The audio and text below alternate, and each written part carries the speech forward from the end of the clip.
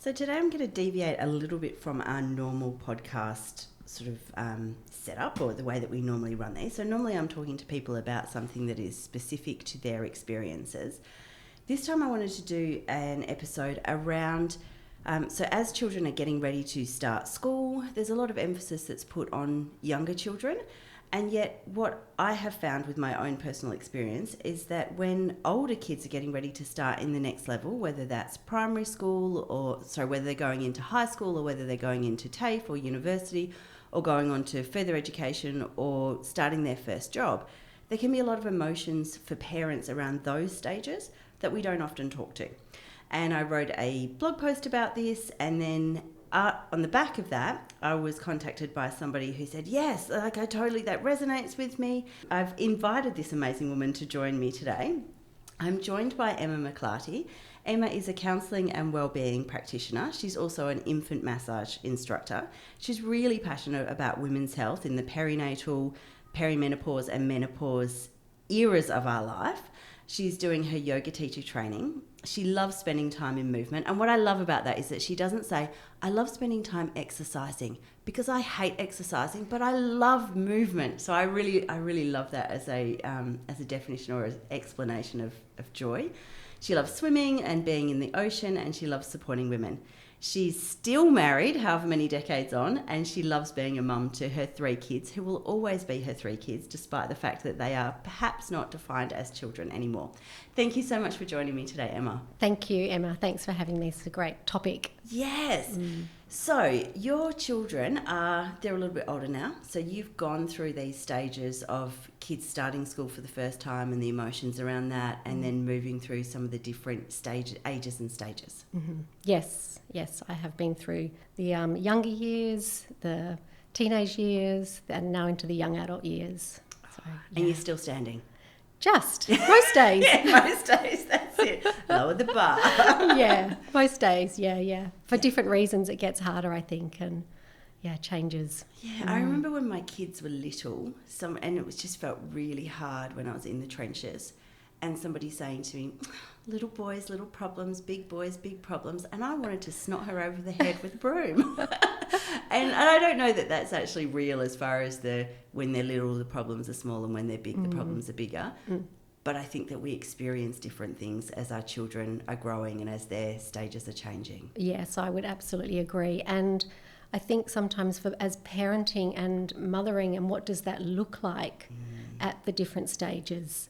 So although mine are now older, they're 26, 24 and 19, it's still a little bit like, what does it mean to be a mum now to them, with 2 of them living overseas? Oh my goodness! I know. Oh. Don't let them go.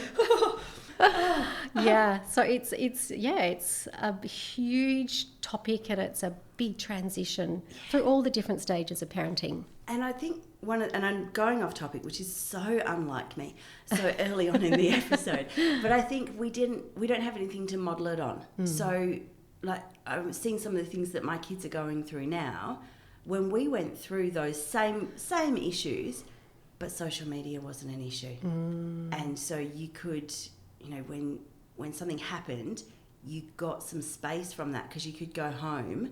Yeah. Whereas now they're in your home on social media, and you're navigating parenting through that when we didn't live through that. Yeah. Is an extra challenge. Absolutely. And I think because we didn't sort of live through it, and we finished school and that would be it, and we know we didn't have to really deal with those problems again maybe until we went back to school. I think it would be so hard to parent young children now with social media. Even, I don't have to worry about it so much. But even, the teenage years, social media, it's really tough to navigate. I'm glad that's one thing I don't have to worry too much about. Yeah, that's it. You're sort of over that hurdle. Yes. Fingers crossed anyway. Yeah. So going back to kind of where the idea for this episode started, I had my children when I was younger. And so I had 2, and then there was an age gap and then a third one. So when I had my first babies, when my eldest was starting high school, I had a lot of emotions, and a lot of emotions that I didn't have when she started kindy. Like, she started kindy and she was fine, I was fine, life was good. It was, But there was so much support. So we got a little bag from the teachers that had a tissue and a tea bag and a minty and some other stuff that, you know, it was a lovely poem and all that. I ate the minty, I had my cup of tea, it was fine. And I know that some people, when their kids are starting kindy, that's a really big deal for them. I personally was fine with that. But when she started high school, I was not okay. When she graduated primary school, I was not okay. When she graduated early from high school. When she graduated from high school, I was not okay. When she started TAFE, I was not okay. When she started uni, I was not okay. But the more times you do that, the easier it gets. And then my youngest is, she finished primary school at the end of last year. I'm in a cohort where most of the kids, it's their eldest that were going through finishing primary school. Yeah. And so I was the only one that had been through that a couple of times. And so I sort of put a little post in the Facebook group that we've got and said, how's everyone holding up? You know, this is how I experienced it the first time. These are the emotions I went through. It was really hard.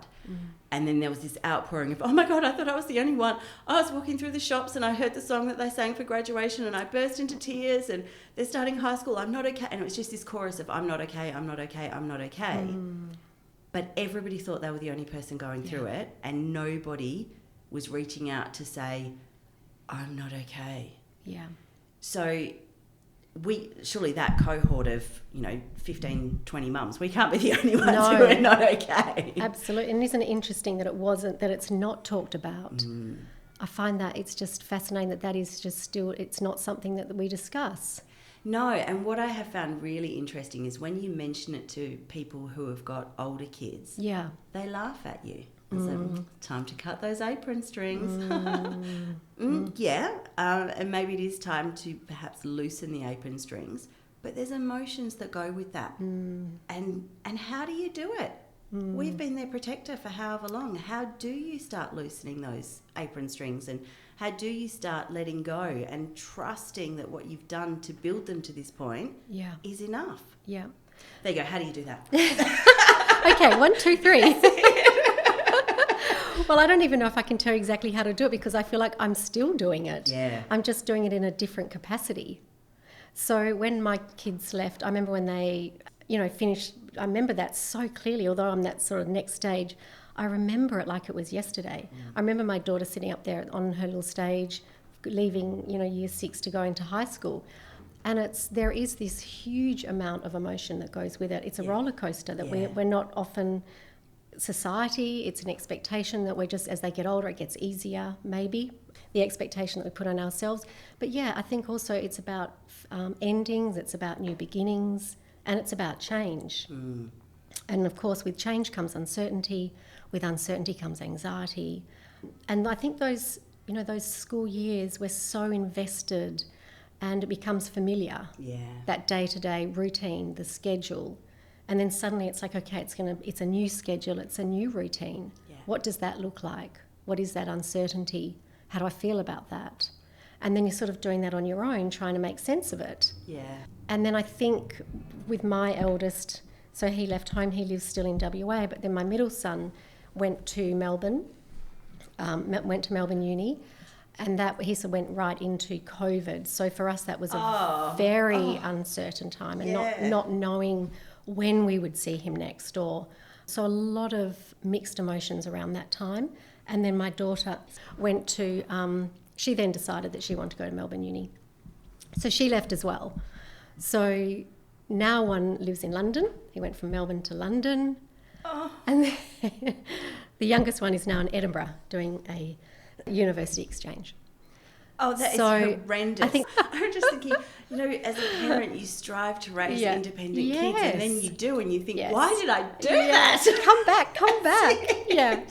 So that was, and of course, you're so proud, and it's exactly what, like you said, it's what we do. We want to raise them to be independent, amazing young people, which all 3 of mine are, and all very independent. But at the same time, it's like, where was that support? And not that, and I've got amazing friends and great people that are in my life, but I was totally unprepared for the emotions that came with this. And I think that grief and loss around that time of them being little and needing you. And then for me, there was, of course, which I was very aware of, a lot of attachment, my identity to being a mum. I was actually just wrote that down as a note to bring up as well. So there's the identity of being a mum, and you know, I've shared in the podcast before that that's all I ever wanted to be. You know, I used to have nightmares. I remember as a 3-year-old having nightmares I would accidentally become a nun and wouldn't be able to have children. I don't come from a religious family, so I don't know where they came from. But, you know, so it's all I desperately wanted to be is to be a mum. And then, so yeah, that identity, but also I think when you have children and you join mothers groups, and that's where your core group of friends are, and then they start school, and depending on where you're at, often that's where a lot of your friends come from as well, because you're friends with their school friends' parents. That's right. And then what does that mean for you as you're moving through and you're changing identity that you have no control over? Yeah, absolutely. And what does it look like? How do I parent from afar? And I think it's the same when you've got younger children. It's about at what stage, what do they need from me? When do I need to kind of take that backward step? And when do I need to step forward? Yes. And that doesn't become as clear as they get older. You know, young teenagers and, you know, when they're little, you kind of can respond, hopefully, to what they need. Yeah. But as they get a little bit older, it becomes a little bit more unclear. And I think when they're little, you can shield them from things as well. Yeah. Whereas when they get older, you're losing that ability to shield them. Yeah. And whether that's just shielding them from the reality of the world we live in, or being able to shield them from bullies, being able to kind of, you know, how you can not control the situation, but how you can influence the situation changes as well. And you have to trust that what you've done is enough. Yeah. That's a big gamble. That's a big risk. Yeah. Being a parent is a risk. Very scary. I love that you said that word trust. Sometimes we just have to trust that maybe we haven't done it perfectly, and that's absolutely okay, but we've done it to the best that we know how. Yeah. And that our children will make mistakes and they will go out there in the world, and it's okay for them to do that as well. We can't, you know, be protecting them all the time, which is what, you know, this is hindsight for me. I can speak, right? Because I did try to do so much of that protecting, and probably a little bit too much. Maybe not. I don't know. I don't want to judge myself as a parent, but when we have to trust that they will be okay, and maybe more importantly, that we will be okay. Yes. And so there's two things there. So one that I heard you say is I don't want to judge myself too much as a parent, and I think that we often do that. Yeah. I don't want to make sweeping generalisations, but I do wonder if women do that more than dads do. And so I often try and reframe it and go, if this was my friend who was telling me this, how would I be responding to them? And would I be responding this harshly? If it was my enemy telling me this, would I be responding this harshly? So why am I judging myself this harshly? But it's really hard to kind of have that self-talk in the moment when you're judging yourself like that. And I've forgotten what the other thing was. Where I was going to go with that. Well, I always sort of say, like, when my kids are doing well and everything's going well, it's a reflection on me. Yeah. And when it's sort of not going well, it's definitely not a reflection on me. Oh, no, that's totally my husband. The good times are about me, the bad times are not so much about me. Not so much, yeah, no, definitely. So I guess I just want to reiterate that it's okay not to be okay. Yeah, absolutely. So for parents who are about to go through that transition, so TAFE is starting this week, kids are starting high school in the next couple of days, uni is not for, I think, another month. I should know that, but I don't. So maybe you shouldn't know that. Maybe it's okay not to know that. Actually, it's, you know, she can get herself to uni now, so I don't need to know anymore. So what would you be saying to those parents who are struggling at the moment? Yeah, I think to really be okay with, like you said, not being okay. You know, talk to people, be honest with yourself as well. And sometimes I think when we get sort of a little afraid or fearful or the emotions are running, we can sometimes tap into unhealthy coping strategies. So kind of to be aware of what that is for us. And to, you know, like I said, trust yourself that what you've done, that they will be okay. Yeah. Because most of them will be okay. Not all of them. And of course, we need to respond really well to those kids that are struggling more than others. But I think sort of stay, it's okay to stay with those emotions as well. Maybe not in front of the kids. And, you have to put on your brave face and send them off, and we have to be confident so that they can go into the world being confident as well. But that it's okay to sort of like come home and have that little cry at home, or let the tears out, because it'll pass, hopefully. And then, also I think sort of reminding ourselves that sometimes we need to step back, no matter really what age, and allow them to go on adventure and explore, and to be there for them when they come back. And looking for those, I suppose, as they get a little bit older into teenagers, those subtle cues that might not be, that we have to look for if our kids are not doing okay. And what does that mean? Maybe they're sitting a little bit longer at the dinner table, or maybe they're wanting to, standing next to us a little bit more, and just being a little bit aware of those times to move in. Yeah. And other times when they're sort of not engaging, that it's okay to step back and let them be. Yeah. But to have those emotions, and sometimes it's really uncomfortable, and we just need to sit in them and validate that we're mums and we're nurturers, and, I think, so it's a fine line, isn't it, around feeling the emotions. You don't want to overshare, but at the same time, I think it can be important that our kids see that we are struggling with things as well, but we're doing it anyway. Yes. And I think a lot of parents try and hide all the hard things from their kids. Yeah. And then then doesn't show that, well, actually this is how I'm working through it. Yeah. So modelling, probably don't go and burst into tears when you drop your 12-year-old off at high school for the first day. But at the same time, it's okay to say, I'm struggling with the fact that my baby isn't a baby anymore. Yeah. And even though I know you're going to be fine, and I know this is going to be awesome, this is hard for me right now. Yeah. So, my eldest is making fun of me big time at the moment, because it's a big year for our family. So my youngest she's starting high school. She's also turning 13. My eldest won't be a teenager anymore. She's graduating from university in the middle of the year. My son's finishing his advanced diploma in the middle of the year. There's a lot of big things happening. Yeah. And my eldest is dancing around going, Mum's not going to be okay this year. But they know that. And so I think that there's something in that as well that goes, acknowledging how you're feeling and actually modelling it's okay not to be okay to our kids as well. Yeah, I would absolutely agree with that. And I think it's great that you mentioned that, because I think that was something that in hindsight I didn't do enough of. I was like, okay, probably a little bit smoothing it over, silver lining, you'll be okay, it'll be, everyone's okay. And I think in doing that, it's definitely created in some ways not the capacity for all of us to really be open about how we're all feeling about this. Yeah. And I think that's great that you mentioned that. And when they're younger, that it is good, like you said, you don't need to be a blubbering mess all the whole time as much as we'd like to be, but sort of saying, yeah, I am struggling with this. And that is something that I've probably found harder as they've really left home and left the country, is that I kind of had wished that I'd probably had a little bit more open to allowing them to know how I was feeling, which I'm trying to do a little bit more now, but it feels quite unfamiliar. Yeah.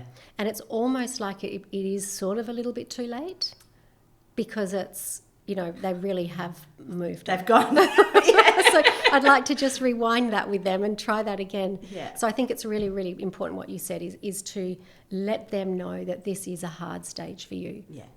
And then maybe if I had done a little bit more of that at that time, this stage may have been, who knows, a little bit easier.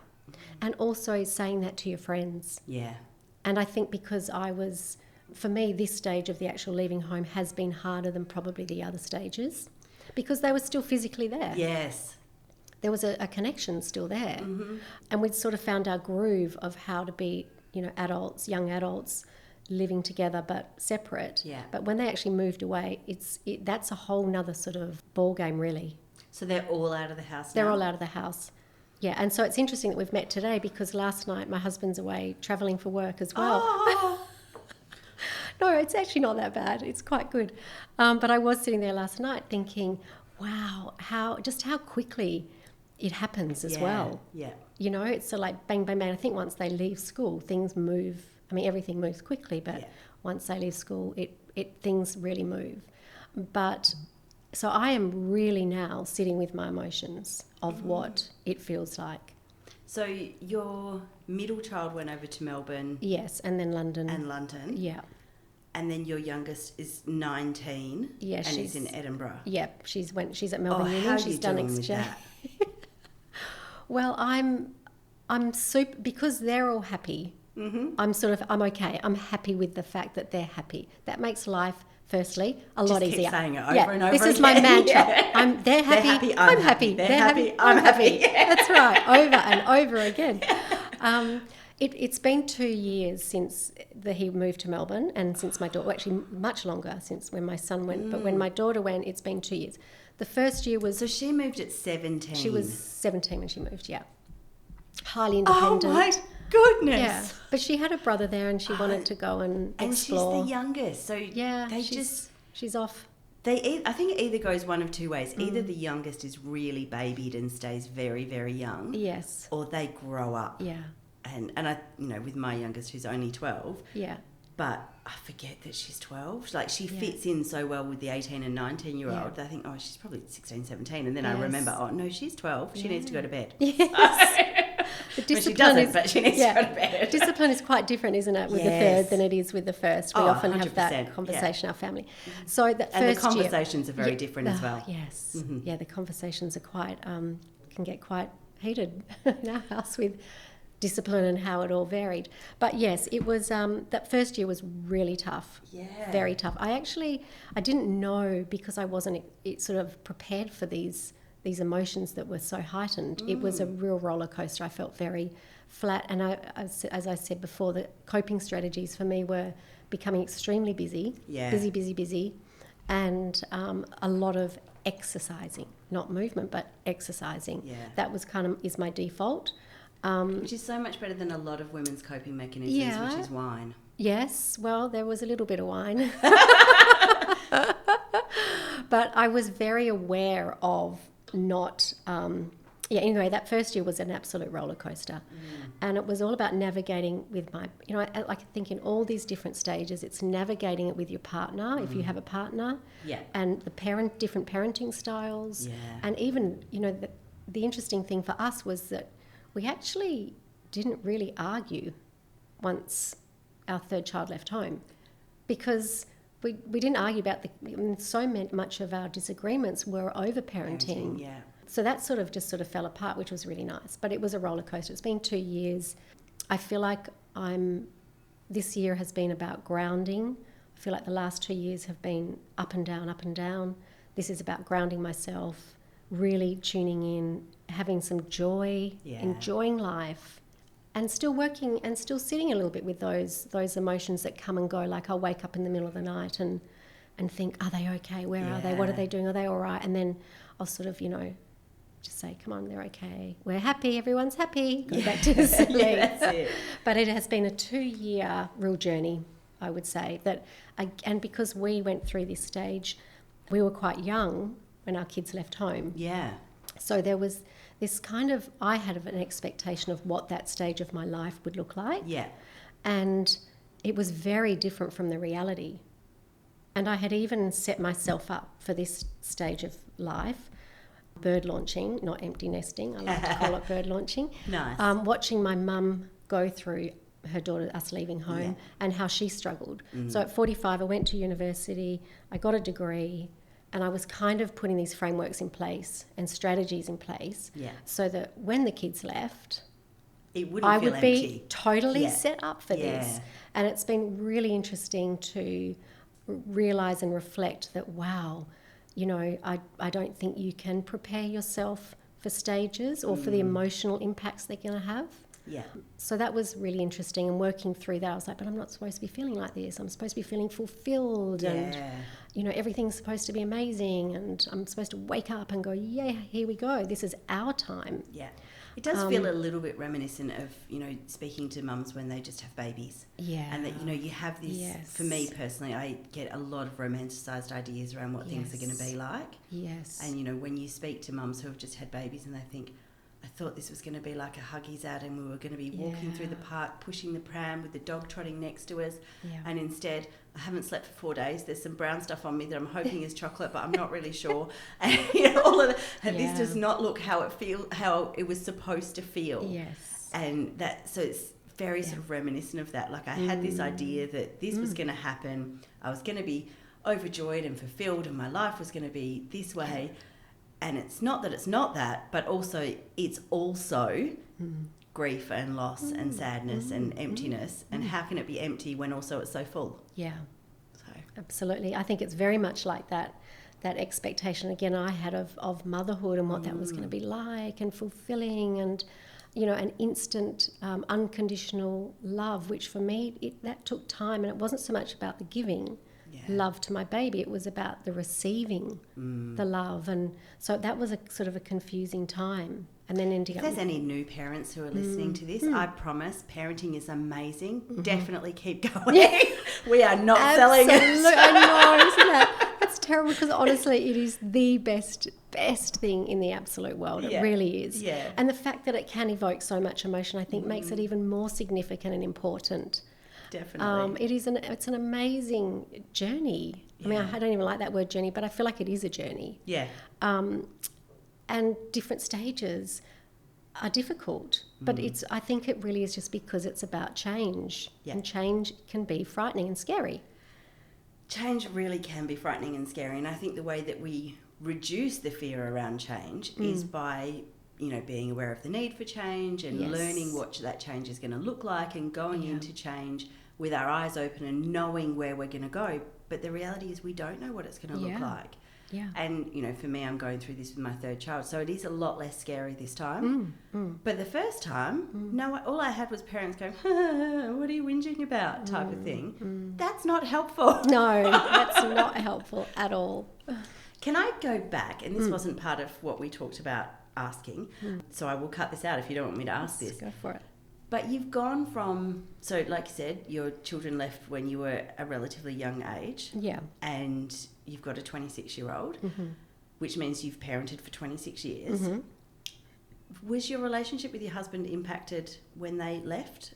So the reason that I'm asking that is because so many people are sort of say, we don't know each other anymore. Yeah. We've been parents for so long, and we've been co-parents, that we've actually forgotten how to spend time with each other and who we each are when we're not parents, and then trying to bring that together. So was that impacted? Yeah, and it's really interesting you say that. So I would say absolutely impacted, not necessarily in a bad way. So my husband I did check you were still married before we started the podcast, so I was like, this might be an okay question to ask. So my husband and I had been together for a long time. We met when we were 16. I was 16, he was 17. We did have a big break during that time, but we have always made time for each other, and we've had a lot of counselling along the way. So for different, at different stages. So I think we often say it's really lucky that we don't just love each other, but we fundamentally actually like each other. We're really great mates. We have a lot of fun together. Yes, he drives me mad. Yes, I'm sure I drive him mad as well. Shh, don't say that out loud. Particularly not when we're recording. Yeah, that's it. Definitely not as much.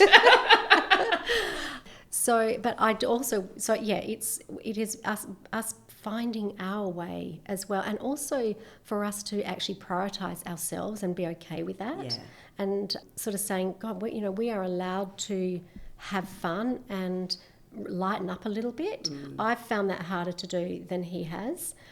I think he has also found this transition hard, but he hasn't shared it as much. Yeah. So, I think having that background of the counselling, always went on date nights, always went away on just little small breaks together when the kids were really young. Yeah. That was a priority for us. Even when we didn't, have money and it was really tough, we would find a way to just go and have a night somewhere or a couple of nights. Yeah. I know not everybody can do that, but we prioritised our relationship. And I tell you, it has not been an easy road. Yeah. It has not been easy all the way. But we've kind of navigated it and come through, and we're still there, and there was a lot of, again, expectation. Our friends would say to us, oh, so you guys are going to retire now, the kids have left. And I was like, what? No, that's not going to happen. But there was that sort of, what does this look like for us now? Yeah. And do we throw ourselves more into work because we have time, which we both sort of have, which I'm actually really enjoying. And I want to do more work and more things out there in the community and get more involved because I have that time. Yeah. So yes, the relationship definitely needs attention when you're going through these changes. And I work as a couples counsellor as well with parents through many different stages. Yeah. And I think prioritising the relationship is really important. Yeah, one of our therapists upstairs says, you don't wait for your car to break down before you take it for a service. Yeah. So you take your car for a service every 6 months. Yeah. So don't wait for your relationship to break down before you go for couples counselling. Yeah. So it's totally okay for healthy relationships to go and do check-ins and all of that kind of thing. And that's what a lot of our therapy was. It was just literally, sometimes we would walk away saying, it wasn't about strategies and tools as much as it was spending that hour together, focusing on just the two of us. Mm-hmm. So has it always been easy? Absolutely not. But it's, it's prioritising, allowing yourselves to have fun and trying to stay connected. Yeah.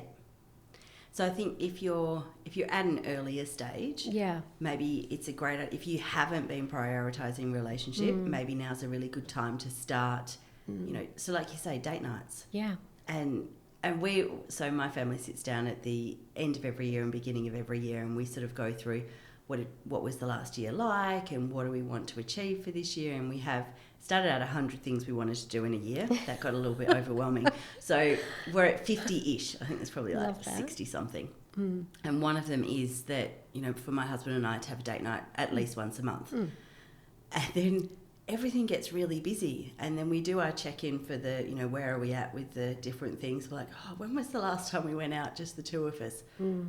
Okay, I guess what we call it having a Coles picnic, which is where you just go and buy like a cooked chook and some wraps and sit in the park somewhere. Absolutely. But, sometimes it is just going and having a cooked chook and a wrap and sitting in the park and just talking about something that isn't the kids. Yeah. So, which then we'll be there for 5 minutes and then we're talking about the kids again. Yes, of course. That's the common sort of denominator. And I think the other thing is, and I work a lot with the sort of new parents in that space, and I'm sort of one of the first things to say, what do you do? What is your time together look like? And, of course, date night is not easy with a new baby, but we actually spend time on going, okay, so how can we prioritise just a tiny little bit of time for the two of you together? Yeah. It doesn't have to be night time, it's too hard with a baby, but is it, half an hour or sometimes even just a phone conversation during the day, check in. So I'm a big believer in that, prioritising your relationship. I also think that it's important to prioritise your relationship with yourself. Absolutely. Probably first and foremost, really. Well, yeah. So a lot of parents that I speak to, they, when they're getting to the point where their kids are starting school, or particularly when their kids are starting high school and they, their kids don't need them quite as much, or, they're not there helping with reading on a Monday morning or whatever that might look like, they can't remember who they were before they had kids. Or what they enjoyed before they had kids doesn't resonate with them anymore. Yeah. But then they don't know who they are or how to actually go out and find what they do enjoy now. Yeah. So, any thoughts for those parents? Yeah, I think that's a really big one. And I think also we've had COVID as well, which we're still, we're feeling the impacts of it. It's so weird, isn't it? Yeah. We weren't really impacted that much in WA. Like compared to Melbourne compared to the UK. Yeah. And yet it does have these lasting impacts, and yet over in Melbourne, it doesn't seem to have impacted them in the same way, and over in the UK it doesn't seem to have impacted them in the same way, that we're all still scared and hesitant and shops are closing and all of that, whereas Melbourne's thriving. Yeah, I would agree with that, being that our kids were there. Yeah. I think it's that connection as well, connection to self, connection to others. I think we've lost a little bit of that. And I think it's so important that we stay connected to ourselves and spending that little bit of time on doing what is important to us. Yeah. Because as they get older, and that definitely happened to me, even though I did go off and do uni and, started to create this identity separate from my kids, I still was very attached to that identity, that giving and that role that I played. And what does this new role look like? Yeah. With me having more time for myself, and that felt very unfamiliar. It was like, well, I get up in the morning and go and get my coffee and go because I've got to get the kids to school. Yeah. It is hard. That is a hard one to stay with that sense of self and that connection to ourselves, and again, prioritising ourselves, and just little self-care things that we do, or little things that are important to us to keep them up. Yeah. And for me, it's just what brings you joy. Oh yeah. And trying to, if you don't know what brings you joy, try a whole heap of different things. Yeah. But for some people, it's like, what does joy even look like? Oh. I mean, I'm probably a counsellor, so that's... Yeah, no, you... But, really connecting to what does joy look like? What does it feel like? Mm. What does it feel like to go and do something and go, wow, that's joy? Because some people don't really necessarily know what it was. And after 2 years of what I went through, joy felt really foreign. Uncomfortable. Yeah, foreign, and I'm getting that back, and that feels great. Yeah. And I think that's like with new mums, going through those stages, or any stage, you get so invested, and you sort of you're their cheerleader, and you're right there for them and their joy. But sometimes, what is it that brings me joy, and what does it actually feel like? I think as well, it can be difficult for parents, because so much has been invested in the kids. Yeah. And there's still this societal pressure that your role as a parent is to be a parent. Yeah. And so all of your focus should be on your kids. And so if you're off, whether that's a date night or going off for a weekend away with your partner, or going to a class that you enjoy, there's the guilt that's associated with that, because I should be spending this money on the kids, or I should be spending this time with the kids, or I could be spending time with the kids and I'm choosing not to spend time with the kids while I go and do X, Y, and Z. So it's trying to deal with the guilt and the perceived societal pressures as well. And it can feel selfish. Yeah, definitely. It can feel selfish for a mum to sort of say, I've just got to get out. I've got to go and do this. And I worked a lot with FIFO families as well. So that's another whole hard, difficult navigation. Oh, he's only here for so many days. We've got to spend that time together. Yeah. And so I think, that time that it can feel selfish. Yeah. But I sort of really encourage mums that it's not selfish, because if you're doing better and you're doing and engaging in the activities that you like, or just something small, then you're going to come home and everybody in the family is going to do better. Baby's going to do better. Toddlers are going to do. Everyone's going to do better and be happier when you're happier. And I think when you, again, to try and find a way to make it okay, when you're modelling these things, your kids, particularly if you've got daughters, but your kids are seeing that that's okay as well. So, and your kids are seeing that, well, I don't know what I enjoy, so I'm trying some different things. This feels really uncomfortable for me because I'm, for me, I'm the oldest person in my aerials class by about 2 decades. I'm the most unfit. I'm the, Good for you. So it feels awkward and uncomfortable when you're starting that. But that's okay. And I also think it's just, for me, it's a really important lesson that you don't have to be good at something to enjoy it and to find joy from it as well. Yeah. Which I think that gets lost in it, because we're in a society that celebrates the best. Yeah. And you don't have to be the best. That's right. Celebrates being the best, celebrates productivity, moving forward, everything's sort of go, go, go. Yeah. And I would totally agree that is... finding just little things. You don't have to be great at it. No. Or it's just taking that walk, if it's just a walk you want to do, or tuning in to what feels right for you. Yeah. So how did you go about refinding what brings you joy, and finding spaces and ways to do that? Well, I'm still working on it. But I think for me it was firstly identifying the unhelpful coping strategies of what was happening. And, there was a new idea here and a new idea here, and then I was doing that and then that and that, and there was a lot going on. So identifying this busyness that was happening, identifying this sort of stepping away of social isolation became quite big, although I was sort of out and about, I wasn't connecting. Yeah.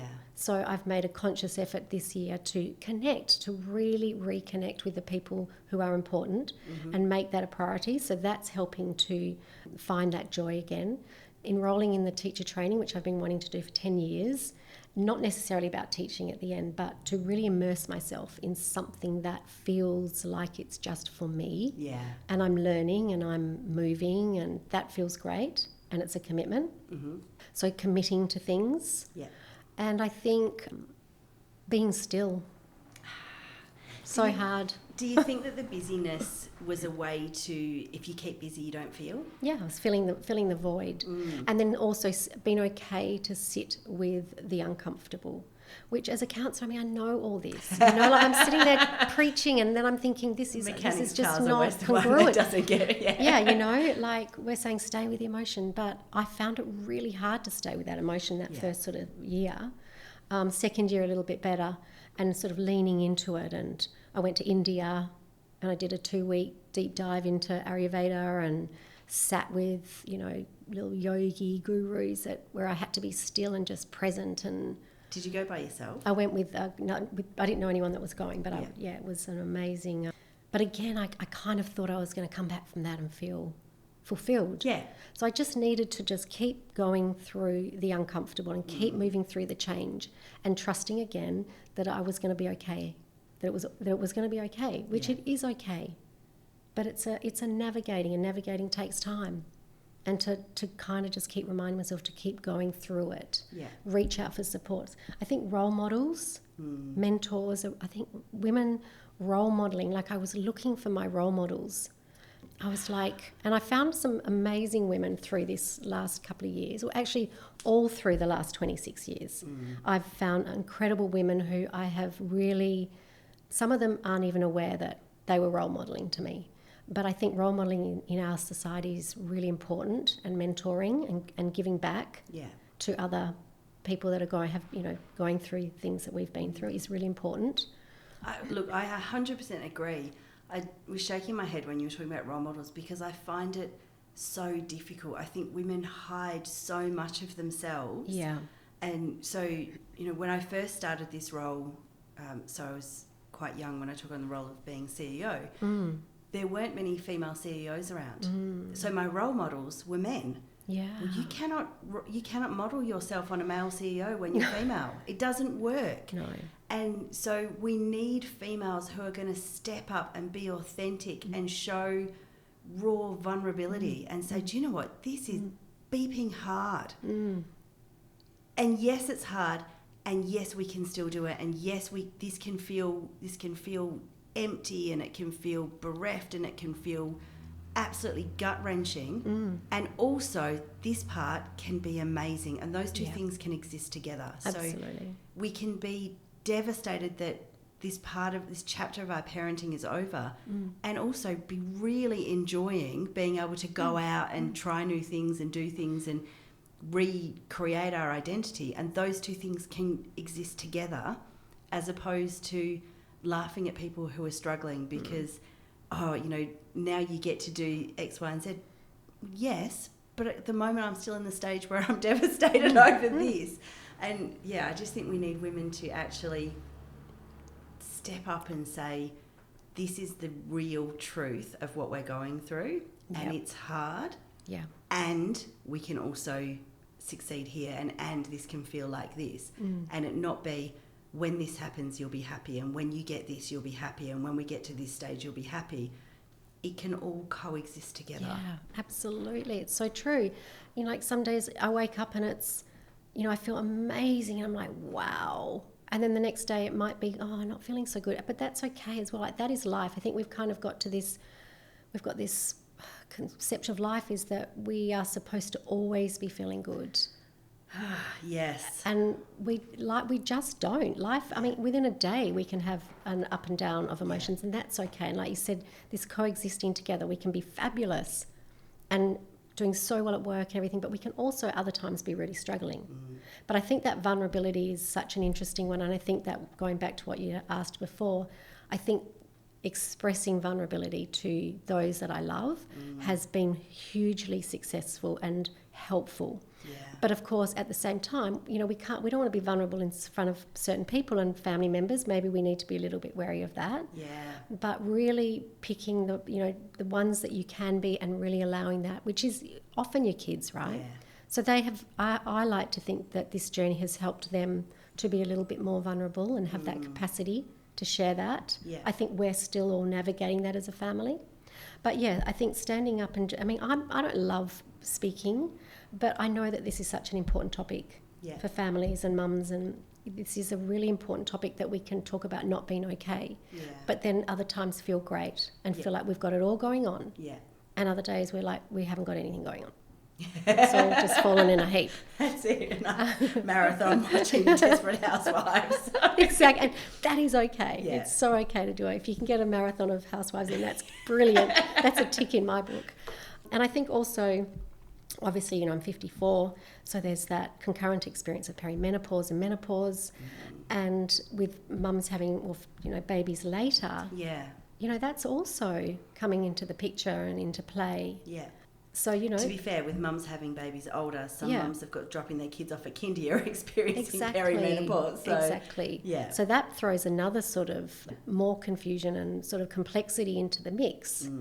And I think for me as well, that was definitely sort of walking, or should I just say, not quietly alongside, but quite loudly alongside while I was going through this. Yeah. So there's also, although I was able to get on top of the physical symptoms quite quickly, there was so much. It wasn't just about the kids leaving. It was all this identity around just in so many different areas. It's complex. And I imagine that must have added so much more to it, because not only are your kids are taking flight, but also coming to the realisation that you can't have children anymore. Again, more grief and loss. Yeah. And this is, as a society, it's very much about your role is to have children and to raise children, and that's being taken away from me. Yeah.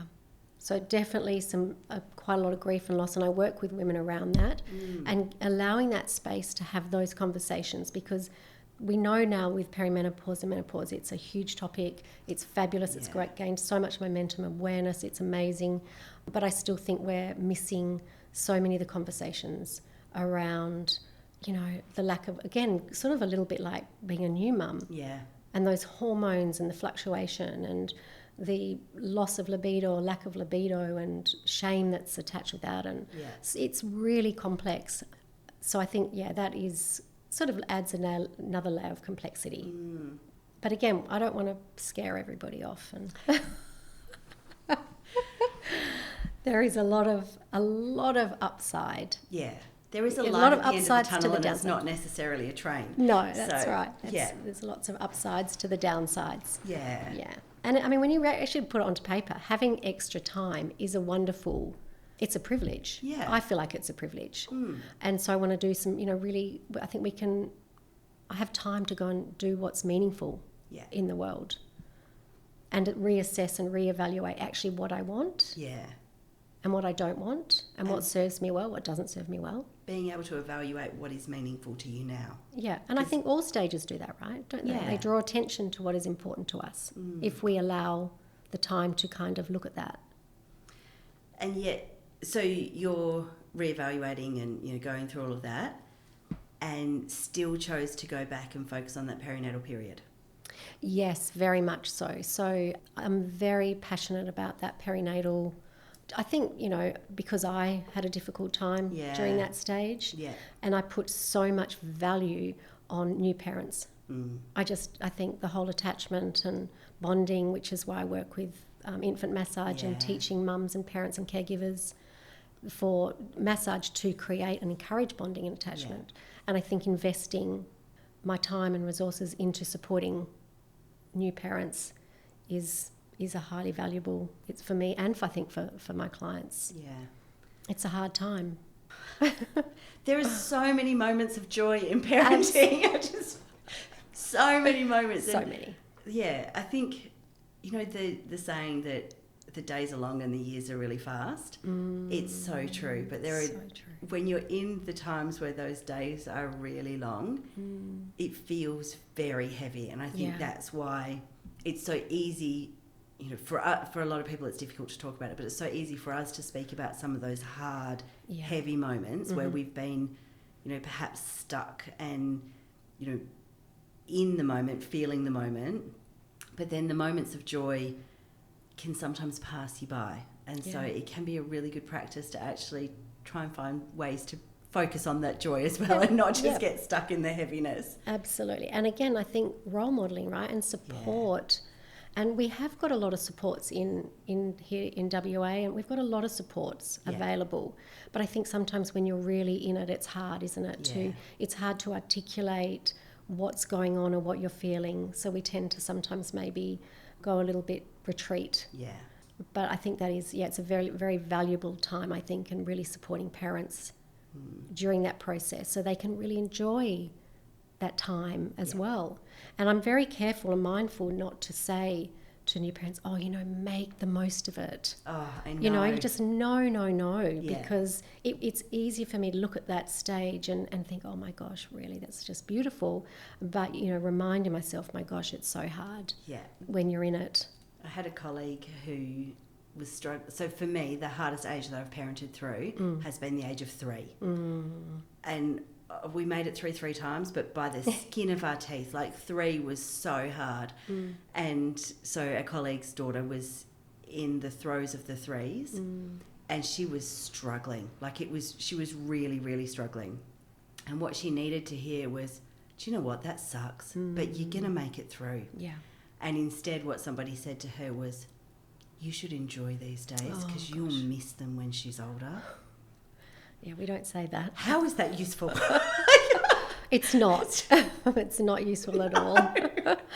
Yeah, it's meeting people where they're at, isn't it? That's it. And if that's where they're at, that's where they're at, and that's what we validate, and that's what we acknowledge and support in that where they're at. Yeah, and I think this is why I find it a little bit difficult, because sometimes I struggle to meet people where they're at because I think, really? Is that really where you're at? When I hear people who are like, it's like, when I had my second child at a mother's group and all of these babies were amazing. They were all sleeping through the night, they were all eating, they were all like the most amazing children ever.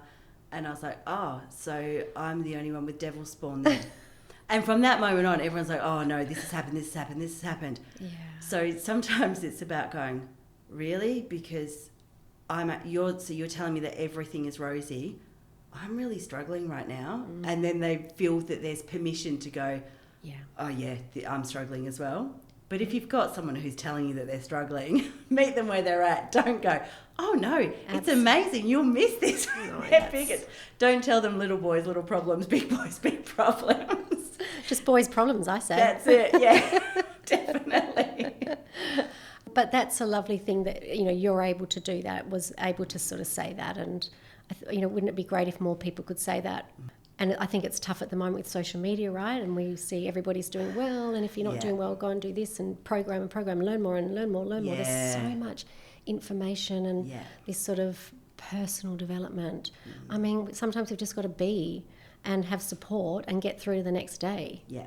So I think, sometimes I think you're lucky if you can work. Like, there were days where I was just, I need to get through the next minute. Yeah. It wasn't about the next day. It was, if I can make it through this whole minute, I will be okay. Yeah. And then I need to make it through the next minute. Yeah. And if I did that long enough, my husband would come home. Yeah. Yeah. So there are days when, one day at a time is great, and there are days when I just need to get through the next minute. Yeah. And wouldn't it be lovely if I was just thinking how if we had more sort of that mentoring sort of role somehow available, that wasn't necessarily go off to therapy but just more of a mentoring. Yeah. Somebody just to say, hey, you're doing great. Because a lot of women don't have that. A lot of families don't have that, especially with people relocating into WA. Yeah. There's a lot of families doing it on their own. And I think that would be, I'm also very drawn to that demographic to working with, because I actually had a lot of support. Yeah. So I remember thinking, my gosh, imagine doing this without my mum or, my sister or my husband. Imagine. Yeah. How hard would that be? And I sort of often think I would like to put those two demographics, more of me, into more of that mentoring role with other mums, younger mums, to just sort of say, hey, you know, you're doing great, or what do you need, or... Yeah. Well, there's the whole thing that it takes a village, but we don't have the village anymore, and people aren't, you know, we're not seeing other mums breastfeed. We're not seeing mums go through, you know, it's great now that people are talking more about perimenopause and menopause, but go back 5-10 years, nobody talked about menopause. No, I was in it 5 years ago and nobody was talking about it. And definitely not perimenopause. No. You know, like, so you might talk in hushed tones, oh, she's in the menopause. Yeah. But nobody was talking about perimenopause. No. So we're in that space, I think we're moving in the right direction. But for parents who are going through early parenthood, there's a lot of services around the early years, but you have to get to a point where you need services. Yeah, true. There's not community around the early years. No. And there's definitely not community around when your kids are in primary school, or, you know, the guilt that you feel because you can't make it to the EduDance performance, or, you know, what it feels like when your kids are graduating from primary school, starting high school. Yeah. There's no community, there's no support, there's no village around that. Yeah. So as a society, how do we fix that? And do you think that is sort of come out of COVID as well? I don't want to blame it all on that period, but because I've just found trying to reconnect and start groups up has been, even like community groups, has been pretty hard. But I don't know if that's sort of but I think women and mums and dads, I think we're all yearning for that connection, you know, but where is it? It's just, and maybe it's not since COVID.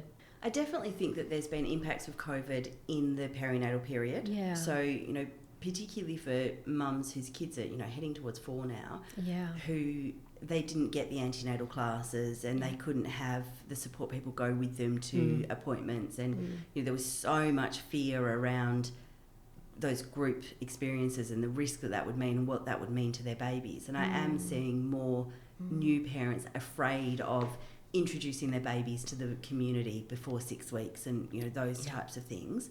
Whereas, you know, when I had my first baby, we literally walked out of the hospital and we went for a walk around the park and went to the shops to have a Coles picnic. Yep. So, Yes. You know, so I think in that way COVID has definitely changed. But the experience of what it was like when my eldest finished primary school and when she started high school, that was pre-COVID. Yes, right. Yep. So I think that the experience for older kids, I don't know whether or not that's been impacted by COVID, or that's just been impacted by the need for equality and mums working, and instead of it being equality, it's really mums, there's no, you know, well, we should be able to do what men can do. Yeah. Yes, but should we be able to do what men can do while also doing everything else that women have done historically for the last how many hundred years? Yeah. And there's no time for community. There's no space for that anymore. Yeah, that's absolutely right. And then all the activities that we're supposed to do with our kids after school. Mm-hmm. So, you know, even if it's, I mean, it's so busy, isn't it? It's... And particularly if you've got 3 kids, you know, and you're dropping, this one's got to be here at this time, and then who's got to go get this person, and can you pick them up from that one and then get this person, drop that one off, or where do I need to be? There's no time for... that connection. And then are we allowing our kids to head off on the weekend on their bikes and hang out all day without contacting us? And I was actually just thinking the other day, like, I didn't even know it was school holidays because there was no, like, I don't have kids, but I was thinking, where are all the kids? They're all at the local pool that I've been at. Well, that's good. That's good. I like to hear that. Most of the south of the river have been at that one local pool. But that also, you know, like, it's not like it was when we were younger. We'd just leave for the day and you'd come back. And I mean, it's there's a different... pile of bikes somewhere while they're building cubbies in the bush. It's different, right? Times have changed. And I think, like you said, it's hard. Where are those communities and connections and face-to-face, that real sort of just all being around together? I don't know. Maybe we need more of that. We definitely need more of that. So how do we get more of that? Yeah, I have to think about that one. Yeah, I've got some time to think about things now. My husband will be rolling his eyes. Lunches. Solve the problems of the world. My husband will be rolling his eyes now. Oh no, here we go again. Great, another problem that she can take on. Oh dear. All right, so any final thoughts for people who are coming up to whatever transition it might be and whatever emotions that they're feeling? And, you know, if you are going through a transition and you are feeling just pure excitement and you're not feeling, trepidation, that's totally cool. We don't want to be kind of going, well, you should be feeling anxious about this. Definitely not. Yeah. But if there are people who are feeling big emotions, what kind of message have you got for them? First, I think that's really important what you say, because for me, when my kids were young, when they went back to school, I kind of celebrated that a little bit. I was one of those mums who was like, yes. But not all the time. And I know that it wasn't, for a lot of mums, it's not. And parents, that's not easy. I would say validate, acknowledge how you're feeling. And like you said before, talk to yourself like you would talk to a friend that was going through it. Reach out for support. Don't be afraid to not, if you can't articulate exactly what's happening, you can, just say, look, I'm not feeling great, whether that's a friend or family or external support resources like Women's Health and Family Wellbeing Services. And I think it's okay to not be okay. And I know it can feel uncomfortable and it can feel overwhelming. I love what you said earlier about sort of sharing that with, your family if they are a little bit older.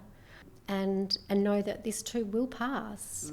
But it will only pass if we go through, rather than, which I did, try and go around trying to avoid all those emotions because it felt so uncomfortable. And I really love hearing that a therapist has also tried to avoid feeling the feels. Oh, yes, I do quite a lot. But you acknowledge it and you're aware of it. Self-awareness is important. I have it. Yeah. Feelings are hard. Yes. Feelings are hard. Yeah. Harder for some people than others. So, yeah, and just, pat yourself on the back. Be your own cheerleader. Tell yourself you're doing a great job. Yeah. You don't have to be perfect. Nobody has to be perfect.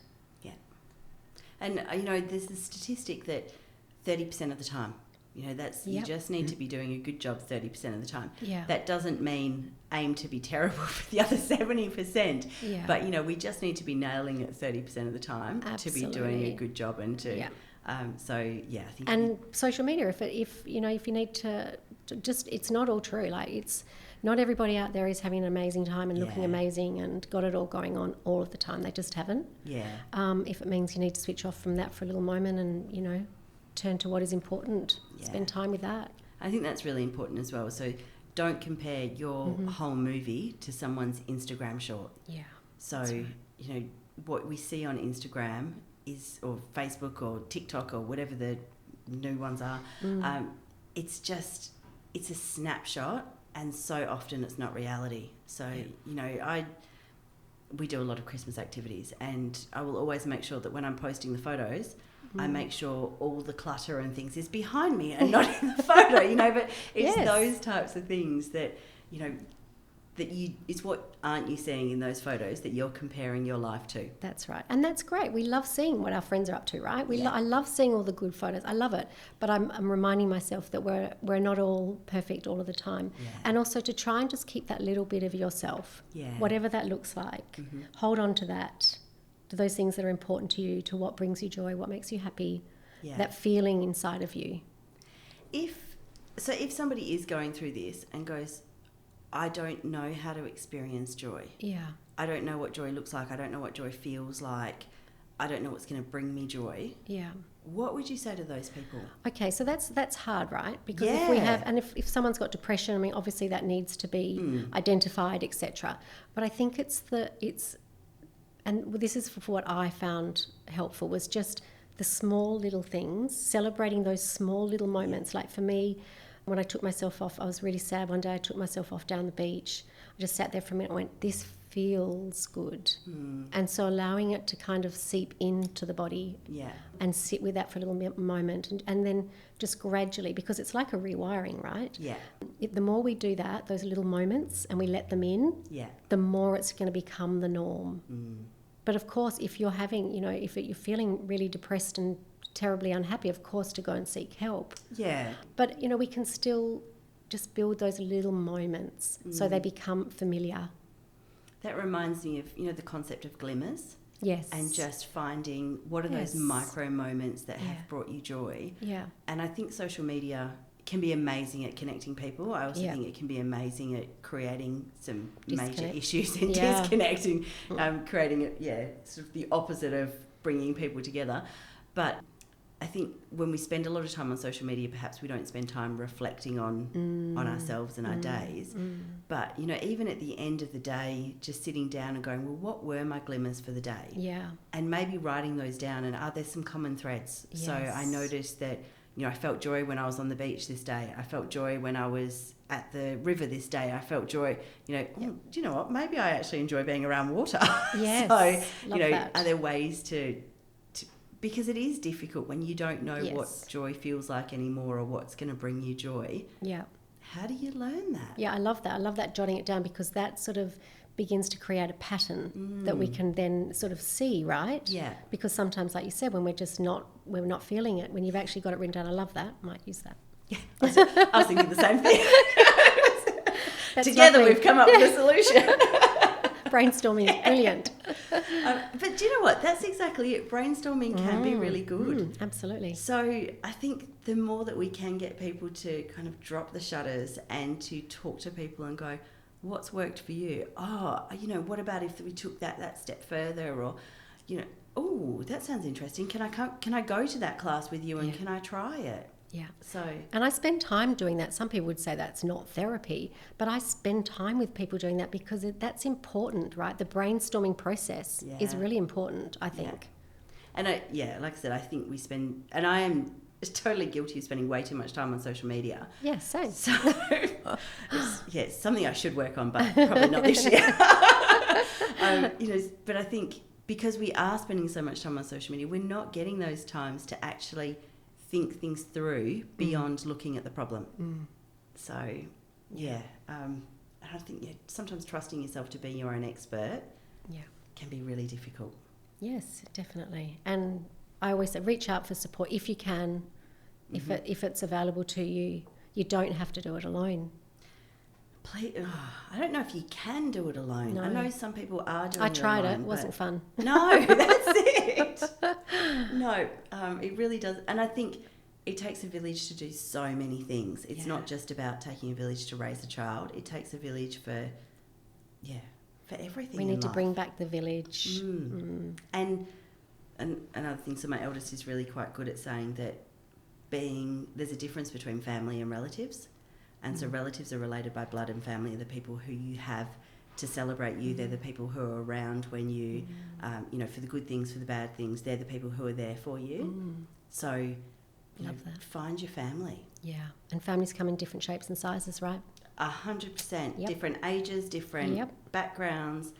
Yeah, family are your people. And I love what you said before about, you know, sort of if you are brave enough to come out and say, I'm really struggling about this. You know, it is amazing how people respond to that as well. But that takes bravery and courage. And the courage to be vulnerable is hard, but it is how we build our connections and find our people. But like you say, it is difficult knowing when is it safe to be vulnerable. Yeah. And so I think, you know, I try really hard with the organisation that we have here to build brave spaces, spaces where people... I can't guarantee what's going to happen if you are vulnerable here, but I'm going to create a space where you feel like you can be brave, and I'll do the best I can to make that a safe space for you. Amazing. Yeah. You know, as a community, I just hope that we can do more of that. Yeah. Well done. That's brilliant. Well, that's not why I said it, but anyway. It's really good. I like it. I want to come work for you. I need to wrap up, but any final thoughts for today? Just thank you. Thanks for having me on, and to all the families and parents and mums out there that are navigating change today and this week as kids head back to school. Good luck, and trust yourselves and be your biggest cheerleader. 100%. Thank you so much for being part of the episode. I know we've gone all different places. I've really enjoyed it. It's been fantastic to chat, and I will put links to your website in our show notes. Lovely. Thanks, Emma. Fantastic. Thank Thank you. you.